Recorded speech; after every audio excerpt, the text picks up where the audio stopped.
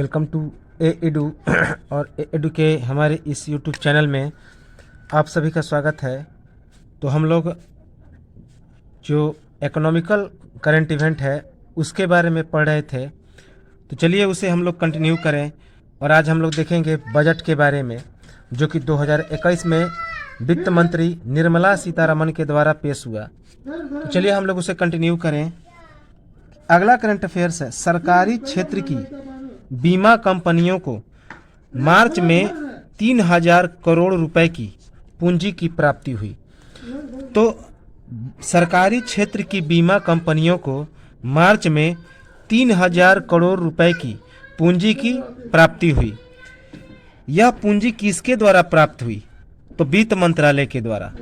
यह जो पूंजी प्राप्त हुई वह वित्त मंत्रालय अर्थात फाइनेंस मिनिस्ट्री के द्वारा प्राप्त हुई। याद रखेंगे, वित्त मंत्रालय अर्थात फाइनेंस मिनिस्ट्री। मंत्रिमंडल के द्वारा नेशनल इंश्योरेंस कंपनी लिमिटेड की अधिकृत पूंजी को बढ़ाकर 7500 करोड़ रुपए करने के प्रस्ताव को मंजूरी प्राप्त हुई तथा United India insurance company limited और ओरिएंटल कंपनी लिमिटेड दोनों की अधिकृत पूंजी भी बढ़कर कितनी करोड़ हो गई? तो 5-5 हजार करोड़ रुपए कर दी गई। तो मंत्रिमंडल के द्वारा नेशनल इंश्योरेंस कंपनी लिमिटेड की अधिकृत पूंजी बढ़ाकर 7500 करोड़ रुपए करने के प्रस्ताव को मंजूरी प्राप्त हुई। साथ ही साथ United India insurance company limited और ओरिएंटल कंपनी लिमिटेड दोनों की अधिकृत पूंजी भी बढ़कर 5-5 हजार करोड़ रुपए कर दी गई। इसके सत्र की शुरुआत कब से की गई? तो इसकी सत्र की शुरुआत 8 मार्च 2021 से हुई। तो इसकी सत्र की शुरुआत 8 मार्च 2021 से हुई। केंद्र सरकार ने चालू वित्त वर्ष में 6,28,000 करोड़ रुपए के सकल अतिरिक्त खर्च के लिए अनुदान मांगों की दूसरी और अंतिम सूची प्रस्तुत की। तो केंद्र सरकार ने चालू वित्त वर्ष में 6,28,000 करोड़ रुपए के सकल अतिरिक्त खर्च के लिए अनुदान मांगों की दूसरी और अंतिम सूची प्रस्तुत की। अगला इंपॉर्टेंट करंट अफेयर्स है, काफ़ी इंपॉर्टेंट है कि एनडीबी न्यू डेवलपमेंट बैंक देगा NIIF फंड में $100 मिलियन अमेरिकी डॉलर। तो एनडीबी अर्थात न्यू डेवलपमेंट बैंक, NIIF अर्थात National Investment and Infrastructure Fund. तो NDB National Investment and Infrastructure Fund के लिए 100 मिलियन अमेरिकी डॉलर देगा। इसकी घोषणा कब की? तो NIIF ने इसकी घोषणा 1 फरवरी 2021 को की। एनडीबी अर्थात न्यू डेवलपमेंट बैंक, जिसका मुख्यालय कहाँ पे है? तो चीन के संघाई में है।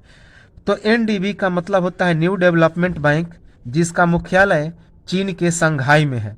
और NIIF का मतलब होता है कि national Investment and Infrastructure Fund.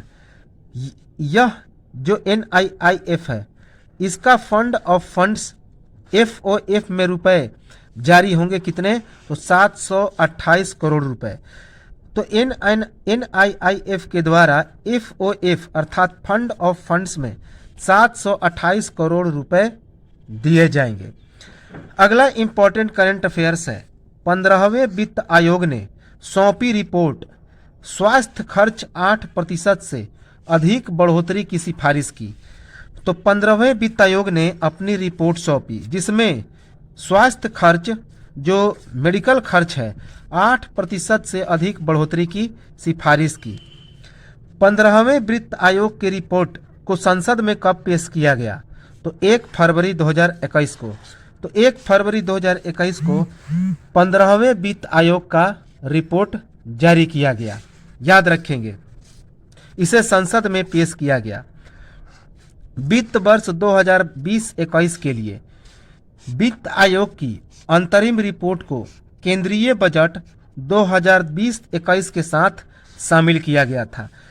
तो वित्त वर्ष 2021 के लिए वित्त आयोग की अंतरिम रिपोर्ट को केंद्रीय बजट 2020-21 के साथ शामिल किया गया था। वित्त आयोग आमतौर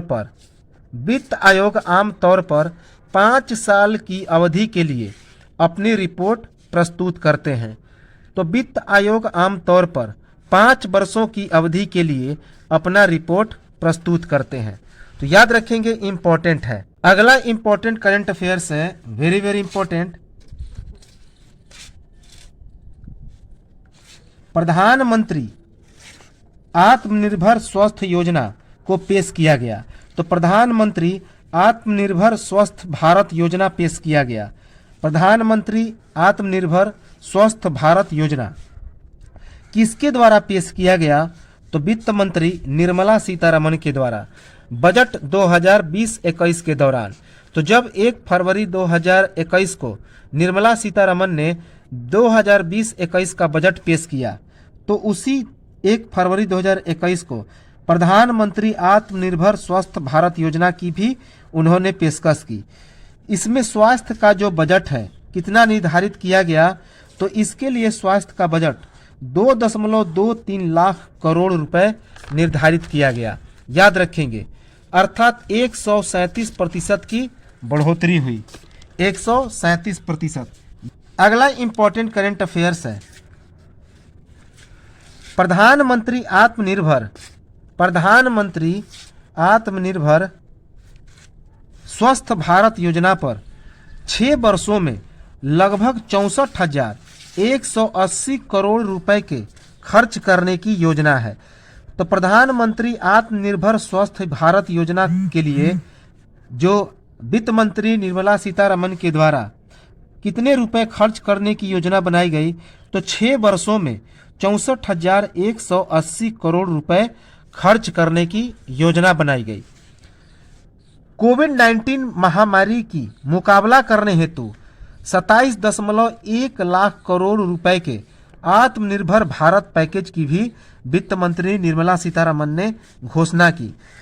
तो बजट 2020-21 के दौरान निर्मला सीतारमण ने कोविड-19 महामारी की मुकाबला करने हेतु 27.1 लाख करोड़ रुपए के आत्मनिर्भर भारत पैकेज की भी घोषणा की।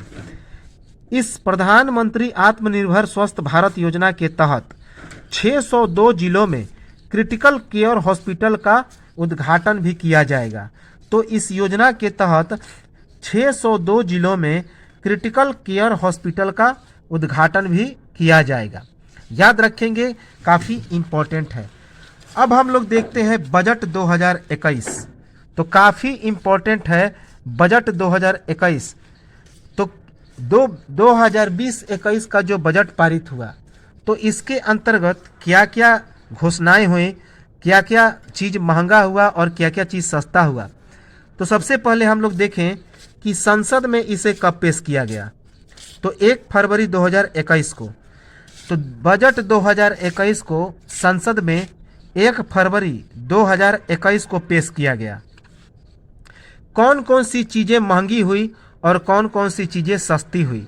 तो इस 2021 के बजट में जो महंगी चीज़ें हैं, विदेशी चमड़ा, सोलर इन्वर्टर, विदेशी मोबाइल एवं चार्जर, मोबाइल एवं इसके एसेसरीज, रत्न, जूते, आयातित auto parts, petrol diesel, solar cell, विदेशी खाद्य तेल, गाड़ियों के पार्ट्स, इलेक्ट्रॉनिक उपकरण और इम्पोर्टेड कपड़े, ये सभी क्या हो गए? तो महंगी हो गई।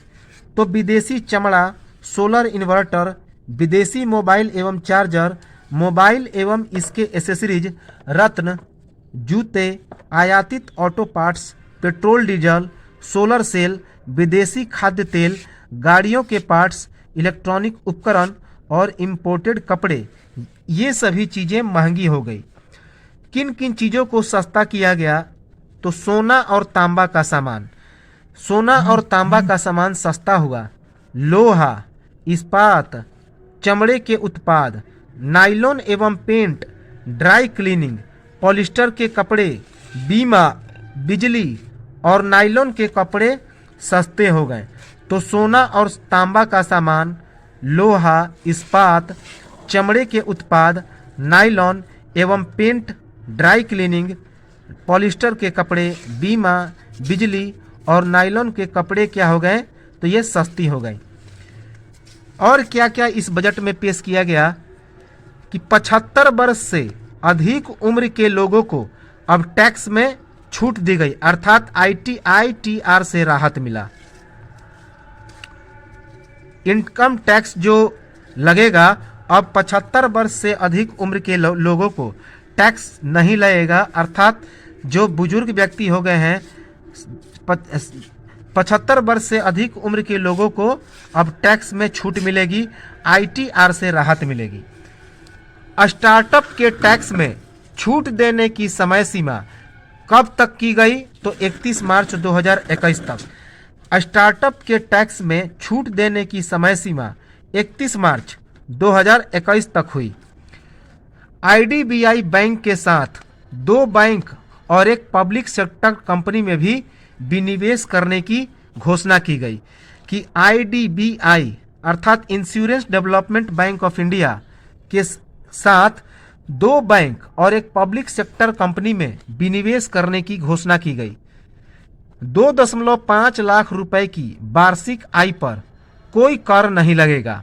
याद रखेंगे, यह पहले से ही निर्धारित है कि 2.5 लाख या 2.5 लाख से कम वार्षिक आय वाले लोगों पर कोई प्रकार का कर नहीं लगेगा, जबकि 2.5 से लेकर 5 लाख रुपए की वार्षिक आय कर पर कितना रुपए का टैक्स लगेगा, तो 5% का कर लगेगा, जबकि 5 से 7.5 लाख रुपए के वार्षिक आय पर 10% का कर लगेगा।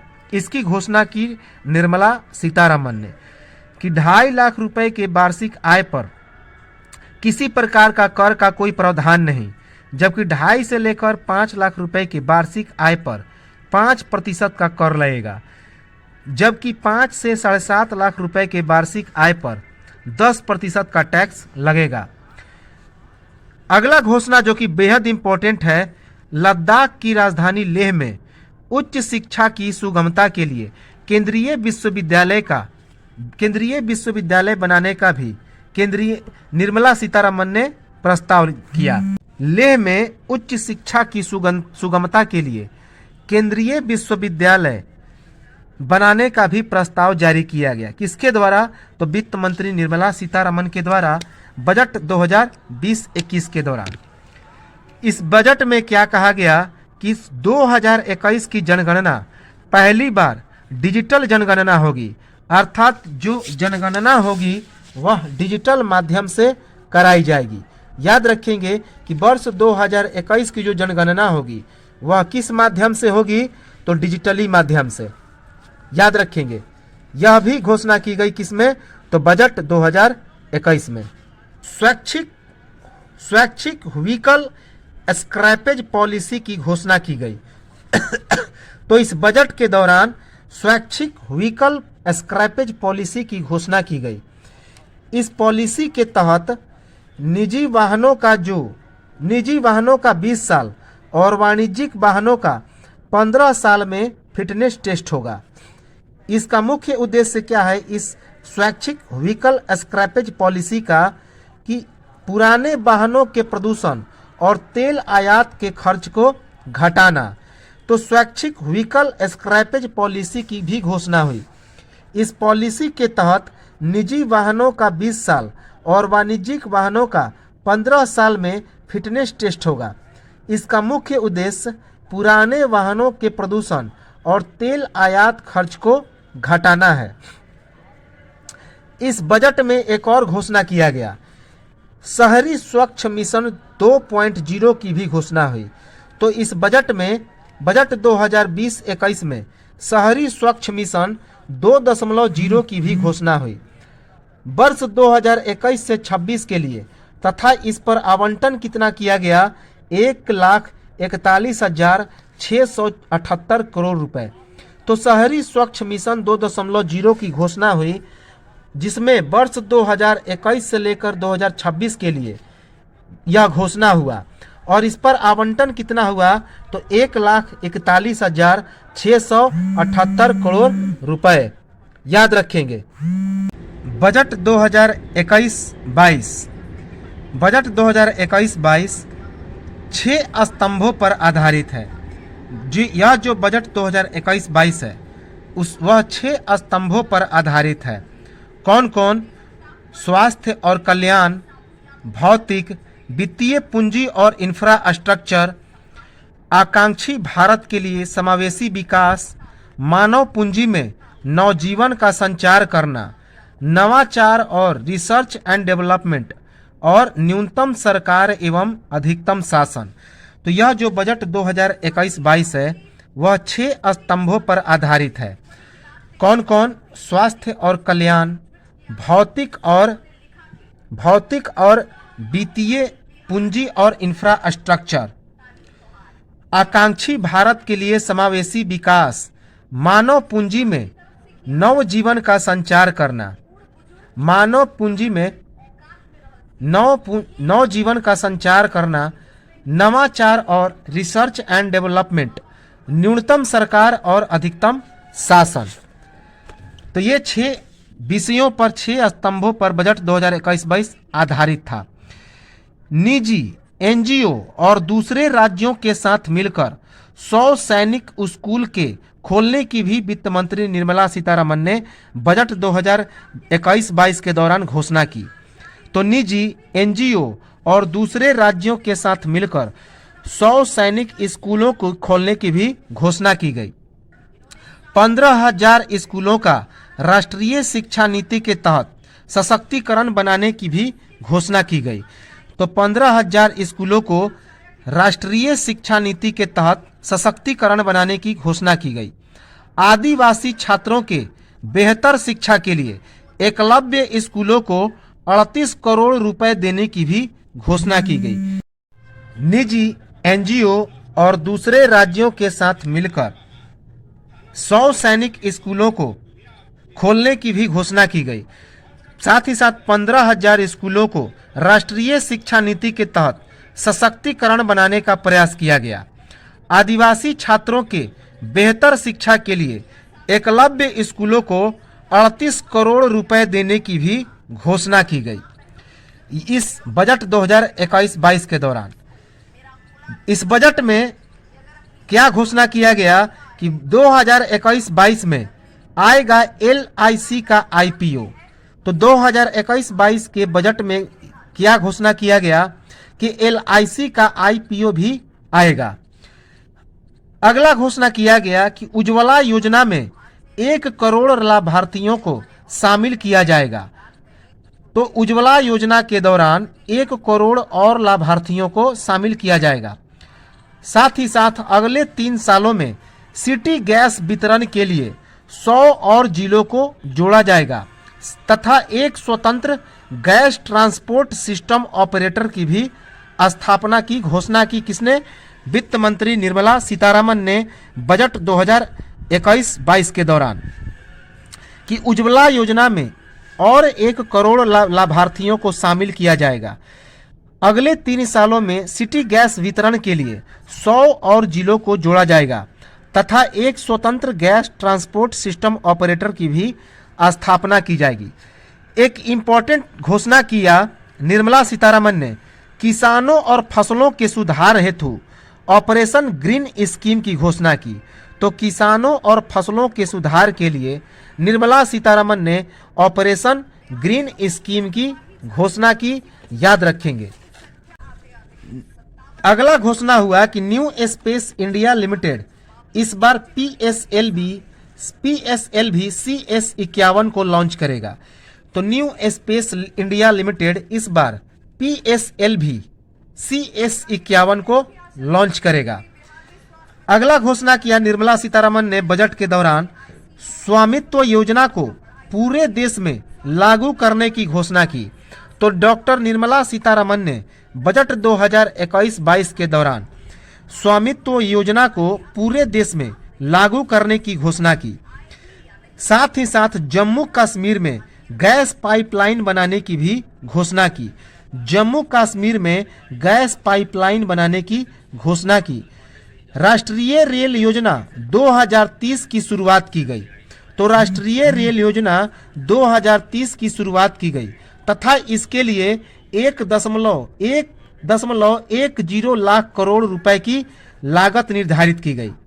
तो राष्ट्रीय रेल योजना 2030 की शुरुआत की गई तथा इसके लिए 1.10 लाख करोड़ रुपए की लागत की निर्धारित की गई। बेहद इंपॉर्टेंट घोषणा हुआ डॉक्टर निर्मला सीतारमण के द्वारा कि कोची, बेंगलुरु, चेन्नई, नागपुर और नासिक में मेट्रो प्रोजेक्ट को बढ़ावा देने के लिए 18,000 करोड़ रुपए की घोषणा की गई। तो कोची, बेंगलुरु, चेन्नई, नागपुर और नासिक में मेट्रो प्रोजेक्ट को बढ़ावा देने के लिए 18,000 करोड़ रुपए की घोषणा की गई। अगला घोषणा हुआ कि अगले 3 साल में, वेरी वेरी इंपॉर्टेंट है, अगले 3 साल में 7 टेक्सटाइल पार्क बनाने की भी घोषणा हुई कि अगले 3 साल में 7 टेक्सटाइल पार्क को भी बनाया जाएगा। अगला घोषणा हुआ कि विकास वित्तीय संस्थान अर्थात DFI डेवलपमेंट फाइनेंशियल इंस्टीट्यूट बनाने की भी घोषणा हुई, जिसमें 3 साल के भीतर 5 लाख करोड़ रुपए के उधारी प्रोजेक्ट होने चाहिए। तो 5 लाख करोड़ रुपए के उधारी प्रोजेक्ट जिसमें होगा तो उसके लिए विकास वित्तीय संस्थान अर्थात डेवलपमेंट फाइनेंशियल इंस्टीट्यूट बनाने की भी घोषणा हुई। कितने साल के भीतर? तो 3 साल के भीतर।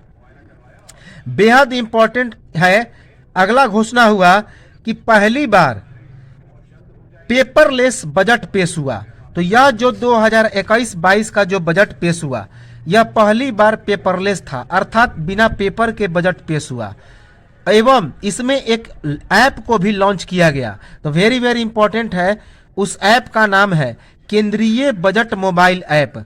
उस ऐप का क्या नाम है? केंद्रीय बजट मोबाइल ऐप। यह जो बजट था वित्त मंत्री निर्मला सीतारमण का तीसरा बजट था। तो यह बजट 2021-22 वित्त मंत्री निर्मला सीतारमण का तीसरा बजट था। इस बजट में डीजल पर 4 रुपए तथा पेट्रोल पर 2.5 रुपए का कृषि सेस भी लगाया गया। तो इस बजट के दौरान डीजल पर 4 रुपए जबकि पेट्रोल पर 2.5 रुपए के कृषि सेस को भी लगाया गया। याद रखेंगे, पहली बार सदस्य सेंट्रल हॉल के अतिरिक्त राज्यसभा और लोकसभा में बैठे।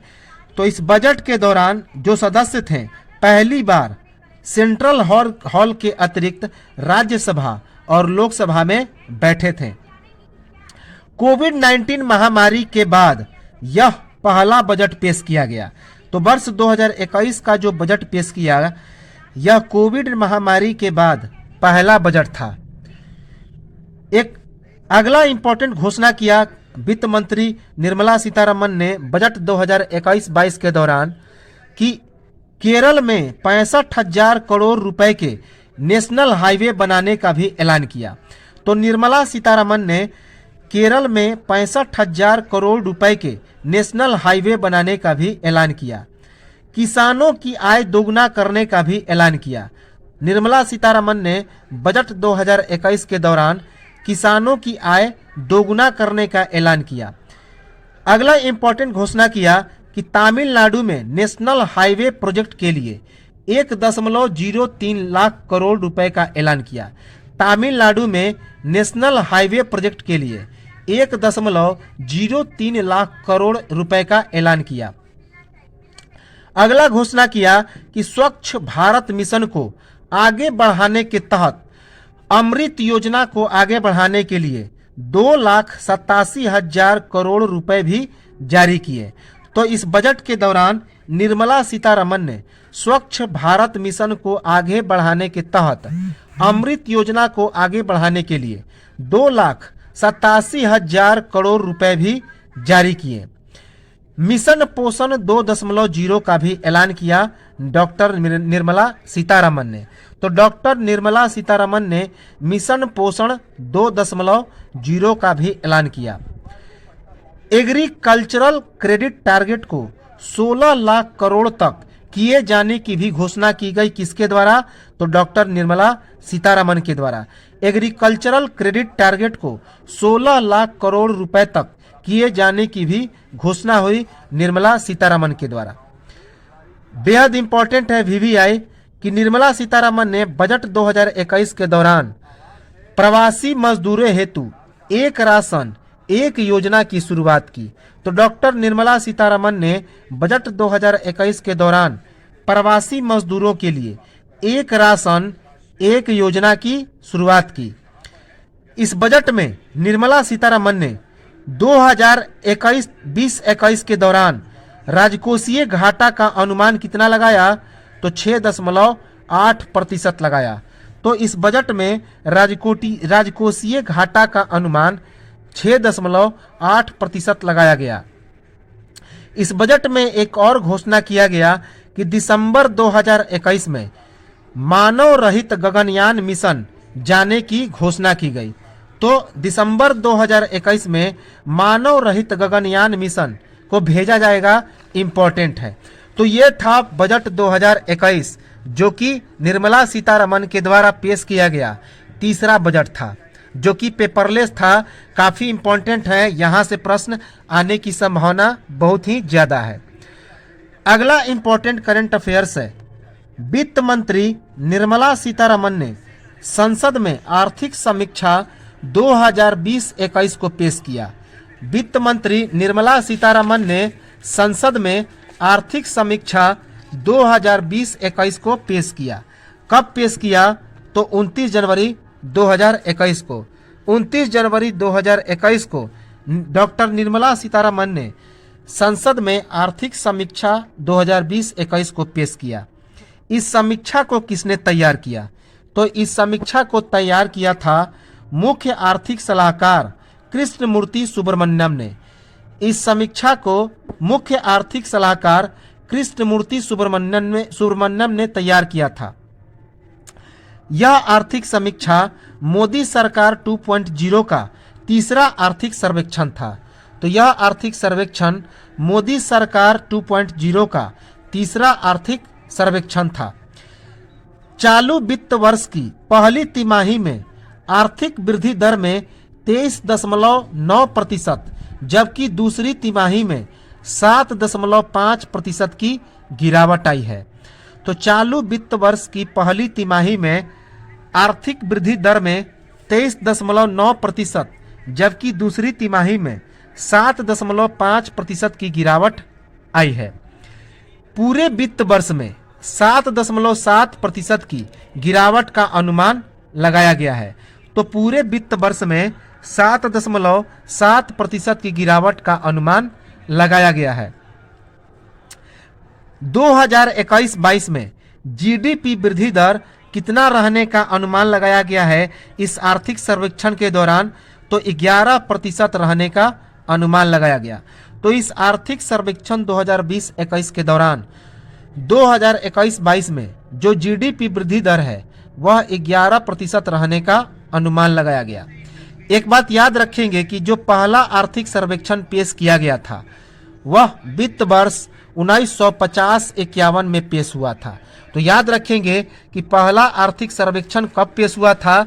तो वित्त वर्ष 2020-21 पहला आर्थिक सर्वेक्षण 1950-51 के दौरान पेश किया गया था। अगला इंपॉर्टेंट करंट अफेयर्स है। चीन की अर्थव्यवस्था 2003 में 2.3% की दर से बढ़ी। तो चीन की अर्थव्यवस्था 2020 में 2.3% की दर से बढ़ी। चीन ने अगली तिमाही में 3.2% की वृद्धि हासिल की। कि चीन ने अगली तिमाही में 3.2% की वृद्धि हासिल की। चीन की अर्थव्यवस्था डॉलर के मद में 15,420 अरब डॉलर है। तो चीन की अर्थव्यवस्था डॉलर के मद में 15,420 अरब डॉलर है। अगला इंपॉर्टेंट करंट अफेयर्स है, वेरी वेरी इंपॉर्टेंट। एसएमसीबी बना एसएफबी में परिवर्तित होने वाला शहरी सहकारी बैंक। तो एसएमसीबी एसएफबी में परिवर्तित होने वाला शहरी सहकारी बैंक बना। एसएमसीबी का मतलब क्या होता है? तो शिवालिक मर्केंटाइल कोऑपरेटिव बैंक। तो एसएमसीबी का मतलब होता है शिवालिक मर्केंटाइल कोऑपरेटिव बैंक, और एसएफबी का मतलब होता है स्मॉल फाइनेंस बैंक।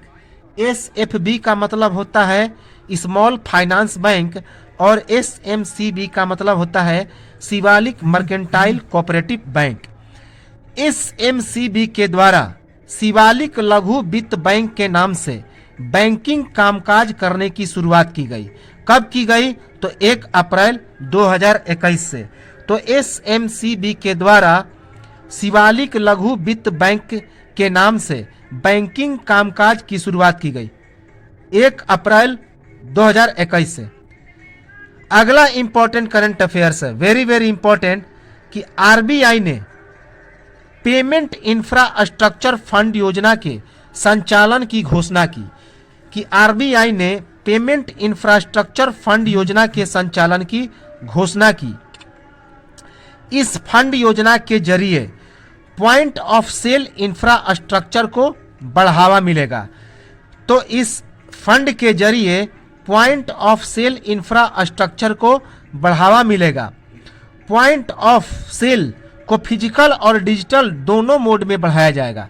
कि पॉइंट ऑफ सेल को फिजिकल और डिजिटल दोनों मोड में आगे बढ़ाया जाएगा। इसके लिए कि कौन कौन से सेंटर्स को चिन्हित किया गया? तो इसके लिए टीयर 3 और टीयर 6 दो सेंटरों का चुनाव किया गया। तो इसके लिए जो चिन्हित सेंटर हैं वह टीयर 3 और टीयर 6 है। इस कोर्स का संचालन कितने अवधि के लिए किया जाएगा? तो इस कोर्स का संचालन 1 जनवरी 2021 से 3 बरस की अवधि के लिए किया जाएगा। तो इस कोर्स का संचालन 1 जनवरी 2021 से 3 बरस की अवधि के लिए किया जाएगा। इसमें सबसे विशेष ध्यान किस पर दिया गया? तो उत्तर पूर्वी राज्यों में अर्थात नॉर्थ ईस्ट स्टेट में इस पर सबसे ज्यादा ध्यान दिया गया। अगला करंट अफेयर्स है, वेरी वेरी इंपॉर्टेंट, कि भारत सरकार ने दिया 1 जनवरी 2021 से सभी निर्यात वस्तुओं को RODTEP योजना का लाभ। तो भारत सरकार ने 1 जनवरी 2021 से सभी निर्यात वस्तुओं को RODTEP योजना का लाभ दिया। इसकी घोषणा कब की गई? तो इसकी घोषणा 31 दिसंबर 2020 को की गई। और घोषणा किसने किया? तो वित्त विभाग अर्थात फाइनेंस मिनिस्ट्री ने। RODTEP का मतलब क्या होता है? तो RODTEP का मतलब होता है निर्यात वस्तुओं के लिए कर वापसी योजना। निर्यात वस्तुओं के लिए कर वापसी योजना। तो ये तो था हमारा वर्ष 2021 का जनवरी से लेकर अक्टूबर तक का अर्थव्यवस्था घटनाक्रम इकोनॉमिकल इवेंट। और अब हम लोग देखेंगे इसके बाद, तो इस प्रकार यह समाप्त हुआ। और अब हम लोग देखेंगे कुछ अन्य फैक्ट को अर्थात विज्ञान एवं तकनीकी घटनाक्रम को। और इसके बाद यह वर्ष 2021 का जो करंट अफेयर्स है वह समाप्त हो जाएगा। और तब हम लोग देखेंगे वन लाइनर कुछ विविध करंट अफेयर्स को। और उसके बाद जनवरी से अक्टूबर तक का जो करंट अफेयर्स है वह पूरी तरह से समाप्त हो जाएगा। तो चलिए मिलते हैं हम लोग अगले वीडियो में। तब तक नमस्कार, जय हिंद।